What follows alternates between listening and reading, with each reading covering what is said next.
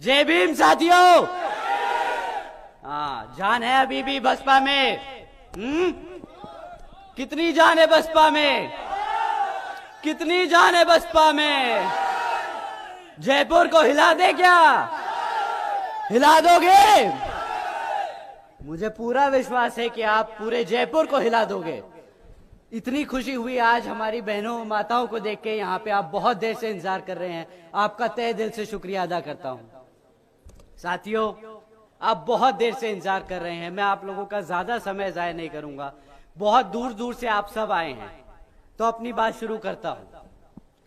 जय भीम। सबसे पहले मैं अपने सभी संतों, गुरुओं, महापुरुषों, जिसमें खासकर महात्मा ज्योतिबा फूले, छत्रपति शाहू जी महाराज, नारायण गुरु, पेरियार रामास्वामी जी, बाबा साहब डॉक्टर भीमराव अंबेडकर जी एवं मान्यवर साहब श्री कांशीराम जी को नमन करता हूं। मान्यवर साहब श्री कांशीराम जी के विचारों को देश के कोने कोने तक ले जाने वाली और सर्व समाज को शासन, प्रशासन व अनुशासन का उदाहरण दिखाने वाली उनकी एकमात्र उत्तराधिकारी हमारी आदरणीय बहन कुमारी मायावती जी। उत्तर प्रदेश की चार बार मुख्यमंत्री, लोकसभा व राज्यसभा की कई बार सदस्य रही आदरणीय बहन कुमारी मायावती जी ने बाबा साहब डॉक्टर भीमराव अंबेडकर जी और मान्यवर साहब श्री कांशीराम जी के मिशन के लिए अपना पूरा जीवन समर्पित कर दिया। और मुझे गर्व है कि मुझे ऐसे महान नेता के नेतृत्व में काम करने का मौका मिल रहा है। आदरणीय बहन कुमारी मायावती जी का मैं हार्दिक अभिनंदन और आभार व्यक्त करता हूं। राजस्थान की इस पावन धरती पर खड़े होकर आप सबके सामने अपनी बात रखने का जो सौभाग्य मुझे मिल रहा है, तो इसके लिए भी मैं आप सभी का तहे दिल से आभार व्यक्त करता हूं। सबके सामने, साथ ही साथ यहां मंच पर मौजूद हम सबके बीच में पार्टी के सभी पदाधिकारी एवं सभा में मौजूद सभी कार्यकर्तागण का मैं तहे दिल से आभार व्यक्त करता हूं। आज यहां भी काफी बड़ी संख्या में मीडिया बंधु आए हुए हैं, तो आप सभी का भी मैं तहे दिल से शुक्रिया अदा करता हूं। साथियों, आज मैं क्या आप सबसे एक दिल की बात कह सकता हूं? तहे दिल से शुक्रिया अदा करता हूं। साथियों, एक बार हाथ उठा के बता दीजिए। ठीक है साथियों, अब जो मैं कहूंगा जरा ध्यान से सुनिएगा। बाबा साहब के दिखाए रास्ते, बाबा साहब के दिखाए रास्तों पर और मान्यवर साहब के बताए तरीकों की तरह और बहन जी के बेबाक अंदाज को साहब के दिखाए हमें दिल से और दिमाग से अपनाना होगा। क्या आप मानते हैं इस बात को? बहन जी के बेबाक अंदाज को आधे हाथ उठे हैं, आधे लोग नहीं मानते। तो मैं पूछता हूं क्यों घबराते हो तुम? मैं पूछता हूं क्यों डरते हो तुम? अरे जब तुम्हारे सिर पे उस शेरनी का हाथ है तो क्यों घबराते हो तुम? बहुजन समाज पार्टी से है ना हम सब? बहुजन समाज पार्टी से है ना हम सब? कभी ना झुकना, कभी ना रुकना, अपनी जिंदगी को अपनी शर्तों पे जीने वाले हो तुम। कभी ना झुकना, वो कहते हैं ना कि अगर किसी चीज की लत लग जाए तो आदमी की पहचान बन जाती है। क्यों? तो आज मैं कहता हूं कि बना लो एक पहचान निडर समाज की, बना लो एक पहचान ताकतवर समाज की, एक मजबूत बहुजन समाज की। साथियों, बाबा साहब डॉक्टर भीमराव अंबेडकर जी ने लोकतंत्र की कुछ इस तरह व्याख्या की थी। ये मैं अंग्रेजी में बोलूंगा, फिर हिंदी में समझाऊंगा। Doctor Bhimrao Ambedkar, a form and a method of government whereby revolutionary changes in the economic and social life of the people are brought about without bloodshed. आइए भारत के इस संस्करण की कल्पना करें। बाबा साहब किस तरह का भारत चाहते थे, जहां पर स्कूलों में बच्चों के बीच भेदभाव नहीं होता। ऐसा है बाबा साहब के विचारों का भारत, जहां पर महिलाओं पर अत्याचार नहीं होता। ऐसा है बाबा साहब के विचारों का भारत, जहां पर आपका प्रमोशन आपकी जाति देखकर नहीं, आपकी काबिलियत पर होता है। ऐसा है बाबा साहब के विचारों का भारत। हकीकत तो यह है कि आज यहां राजस्थान में जो कांग्रेस की सरकार चल रही है वह सर्व समाज विरोधी है। सिर्फ बहुजन समाज नहीं, सर्व समाज विरोधी है। जो कांग्रेस की सरकार चल रही है, जहां पर कांग्रेस की सरकार ने वादा किया था बेरोजगार युवाओं को 3500 रुपए महीना देने का, क्यों? जहां पर कांग्रेस की सरकार ने वादा किया था सस्ती गैस सिलेंडर देने का, जहां पर कांग्रेस की सरकार ने वादा किया था कई लाख युवाओं को रोजगार देने का, और जहां पर यही कांग्रेस सरकार ने वादा किया था महिलाओं को मुफ्त शिक्षा देने का। साथियों, अब जब राजस्थान में चुनाव कुछ ही समय में आ रहे हैं, तब कांग्रेस के मुख्यमंत्री जी एवं उनके सभी नेता फिर से आपके बीच में आने वाले हैं और यही किस्म के वादे दोबारा दोहराएंगे। पर हकीकत, साथियों भूलिएगा मत, हकीकत तो यह है कि राज्य की कांग्रेस सरकार ना हमारे युवाओं को रोजगार दे पाई। साथियों, हकीकत तो यह है कि राज्य की कांग्रेस सरकार ना हमारे बेरोजगार युवाओं को 3500 रुपए महीना दे पाई। साथियों, हकीकत तो यह है कि राज्य की कांग्रेस सरकार ना हमारी महिलाओं को मुफ्त शिक्षा दे पाई है ये कांग्रेस सरकार तो सिर्फ और सिर्फ हमारे युवाओं को, महिलाओं को और बुजुर्गों को धोखा दिया है। इस कांग्रेस सरकार ने हमारी बहन बेटियों को सिर्फ दुख और दर्द दिया है। इस कांग्रेस सरकार ने हमारे युवाओं को सिर्फ झूठा भरोसा। साथियों, समय आ गया है यहां की कांग्रेस सरकार को हकीकत समझाने का।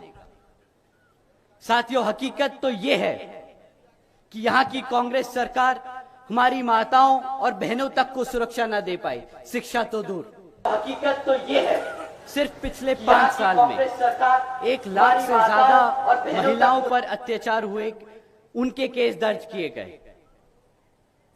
चाहे वो एक महिला के खिलाफ के साथ गैंगरेप और मर्डर का केस हो, चाहे वो एक महिला शिक्षिका को जिंदा जलाने का केस हो, चाहे वो एक छोटी सी 9 साल की बच्ची का बलात्कार कर गला घोटकर उसकी हत्या करने का केस हो। ऐसे लाखों केस रोज आप लोग सुनते हैं। साथियों, जो सरकार अपनी बहन बेटियों को सुरक्षा न दे पाई, उस मुख्यमंत्री को गद्दी पे बैठने का हक है कि नहीं? तो मुख्यमंत्री जी, जो झूठ और धोखा आपने यहां आज इस गरीब जनता और हमारे बहुजन समाज को दिया है, तो मैं आपको बता देना चाहता हूं, ना हम भूले हैं और ना हम भूलने देंगे। क्यों साथियों, भूल गए क्या? ये सब भूलने दोगे इनको? आएंगे वोट मांगने, क्या याद दिलाओगे? दिया धोखा इन्होंने आपको, 4.5 साल धोखा दिया। अब 5-6 महीने बचे हैं और बता रहे हैं कि फ्री में आप सिलेंडर ले लो। दिया धोखा इन्होंने आपको। साथियों, 4.5 साल मेरा ये गुस्सा व्यक्तिगत महीने बचे हैं और मैं दुखी हूं, फ्री में आप दुखी हूं इस बात से, क्योंकि बहुजन समाज जो मुख्यमंत्री के साथ साथ प्रधानमंत्री बनाने की ताकत रखता है, उसी समाज का शोषण किया जाता है।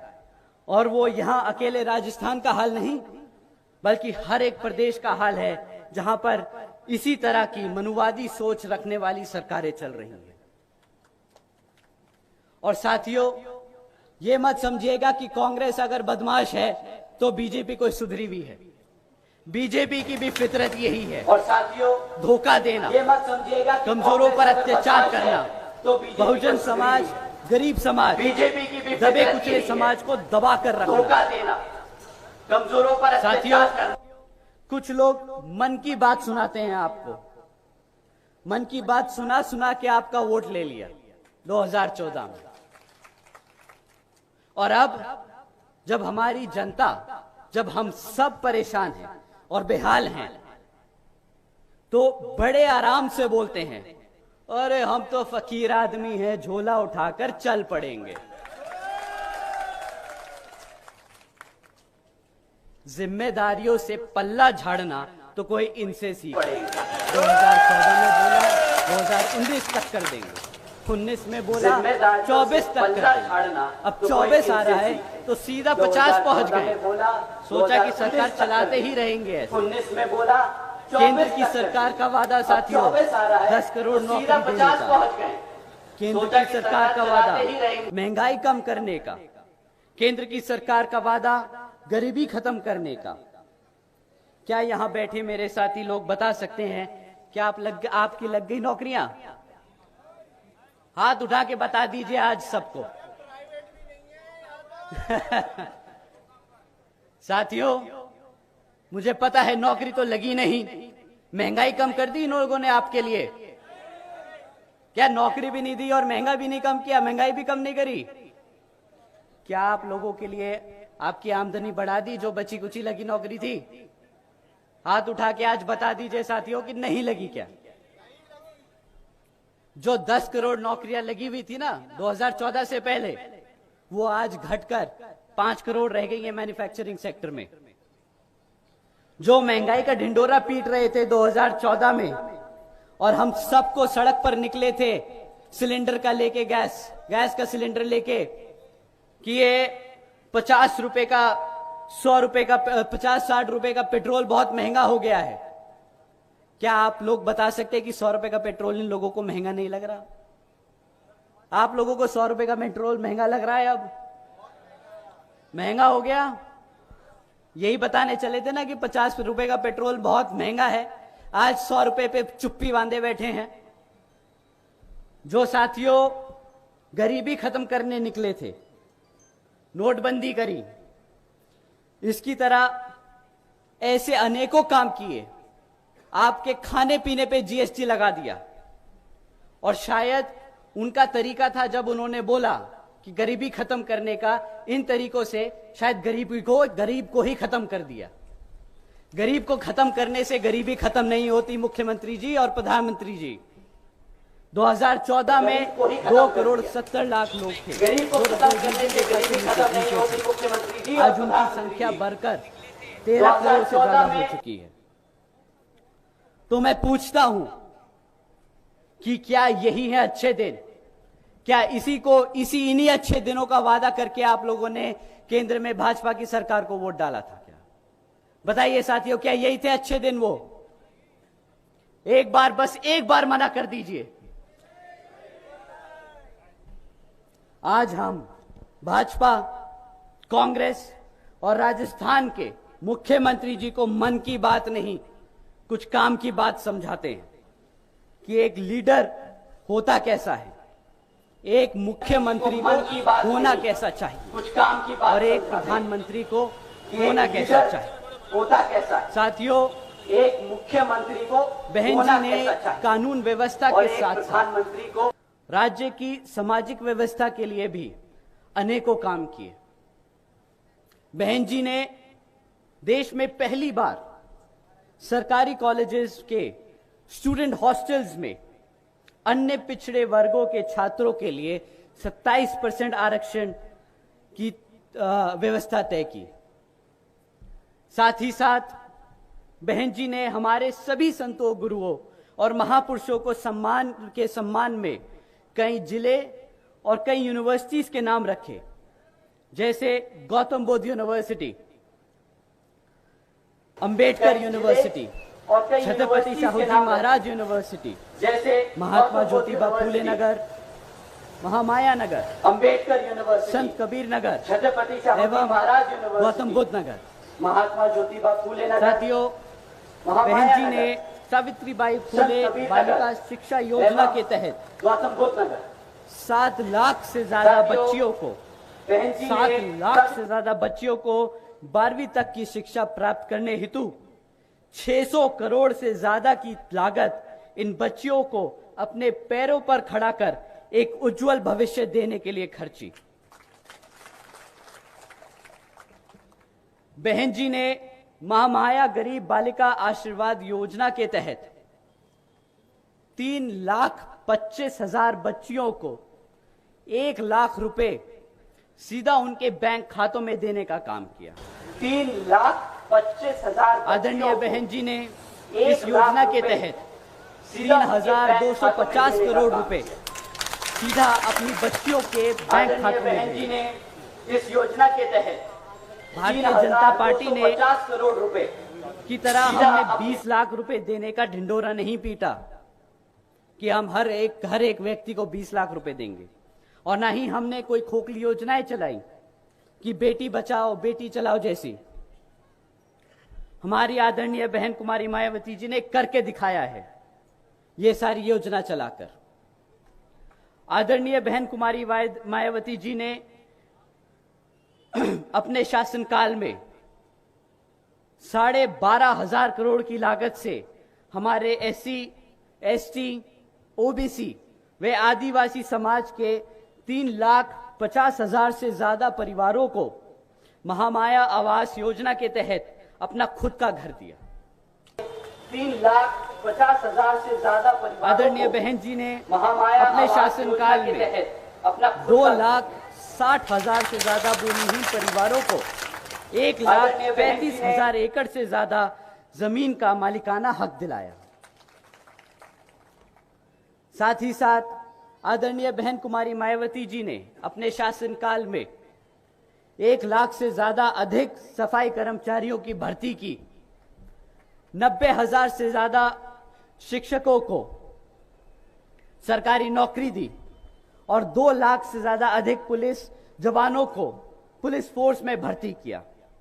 और साथियों, सरकारी नौकरी आपको जानकर हैरानी होगी कि ये मौके तब दिए गए जब पूरी दुनिया मंदी के दौर से गुजर रही थी। एक तरफ दुनिया में लोगों को नौकरियों से निकाला जा रहा था पूरी दुनिया और दूसरी तरफ आदरणीय बहन कुमारी मायावती जी उत्तर प्रदेश में लोगों को लाइन से लगाकर नौकरियां दे रही थी। माननीय बहन जी ने SC, ST, OBC एवं अन्य पिछड़े वर्गों को मुफ्त में राशन देने जैसी योजनाएं चलाने की वजह ऐसी योजना चलाने की वजह रोजगार देने के अवसर दिए ताकि हमारा समाज अपने पैरों पर खड़ा हो सके। क्यों साथियों, ये आपको फिर से मुफ्त बिजली देने वाले हैं, ये फिर से आपको मुफ्त में राशन देने वाले हैं, ऐसी वादे सुनने वाले हो आप? इससे क्या लगता है आपका बच्चा, आपकी बेटी अपने पैरों पर खड़ा हो पाएगी, खड़े हो पाएगी? उनको मजबूती की तरह तैयार कर रहे हो ये लोग ऐसी योजना चला के, या हमारे भविष्य को, हमारे आने वाले कल के बच्चों को कमजोर कर रहे हैं? की तरह तैयार कर रहे हो तो साथियों, बहन जी ने एक बार नहीं 4 बार करके दिखाया कि कैसे अपने भविष्य के, अपने बच्चों को ताकतवर बनाया जाए, उनको अपने पैरों पर खड़े होने के लिए मौके दिए जाए।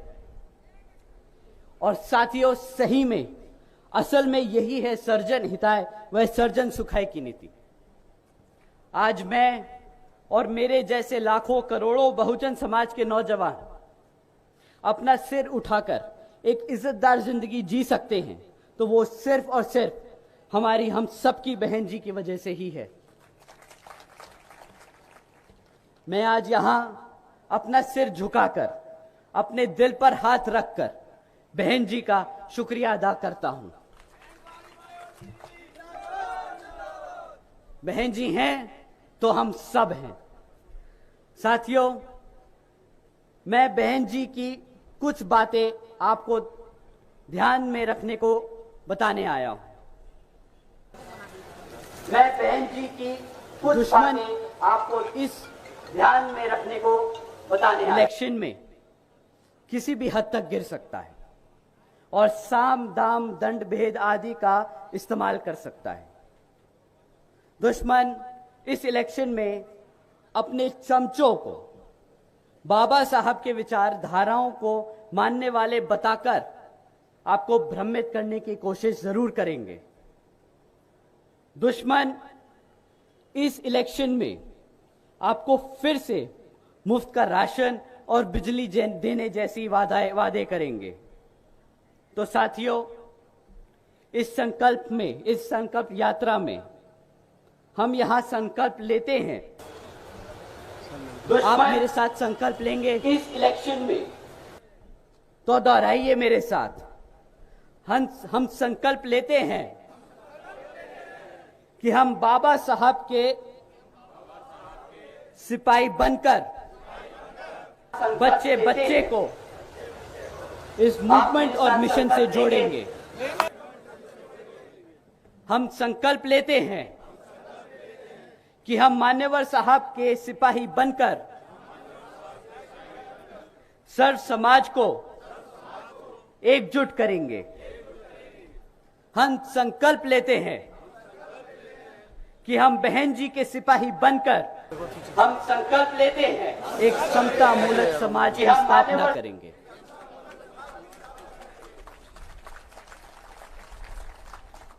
तो साथियों, जैसे बाबा साहब कहते थे, संगठित बनो, शिक्षित बनो और संघर्ष करो। समय आ गया है। अब आप और हम सब एकजुट होकर समाज के हर एक व्यक्ति को बसपा से जोड़ने का काम करेंगे और आने वाले विधानसभा आम चुनाव में बता देंगे कि हम आ रहे हैं।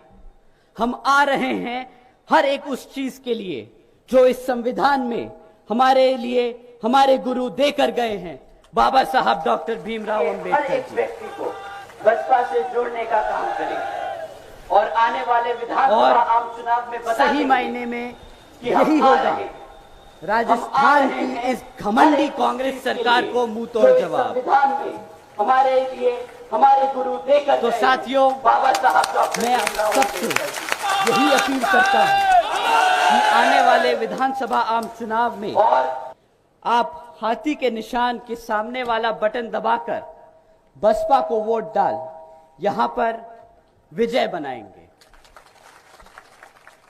अंत में मैं यहां मौजूद सभी माताओं, बहनों, बड़े बुजुर्ग और मेरे युवा साथियों जो इतनी दूर से चलकर हम सबके साथ यहां संकल्प यात्रा में शामिल होने आए हैं, तो आप सभी का मैं तहे दिल से धन्यवाद करता हूं।